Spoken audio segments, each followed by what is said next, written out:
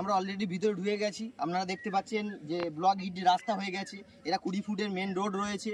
ঠিক এর পাশেই হচ্ছে আপনারা দেখতে পাচ্ছেন যে বৃদ্ধাশ্রমের জন্য জায়গা কিনে রেখেছে। ঠিক এর পাশেই দেখতে পাচ্ছেন, এর পাশেই হচ্ছে আপনারা এখানে একটা কস্তুরী নার্সিংহোমের জন্য একটা জায়গা কিনে রেখেছে। প্লাস এখানে দেখতে পাচ্ছেন আপনারা ইলেকট্রিক সিটি চলে এসছে, স্ট্রিট লাইট চলে এসছে, প্লাস হচ্ছে আন্ডারগ্রাউন্ড ওয়াটার কানেকশন চলে গেছে। ঠিক এর পাশেই এগিয়ে আসলে আপনি দেখতে পাচ্ছেন এটা হচ্ছে স্কুলের জন্য পুরো বাউন্ডারি ওয়াল করে রেখেছে। এটা হচ্ছে স্কুলের জন্য বাউন্ডারি ওয়াল পেয়ে যাচ্ছেন। এটা হচ্ছে রিজার্ভ ল্যান্ড। দুপারে আপনি রিজার্ভ ল্যান্ড পাচ্ছেন।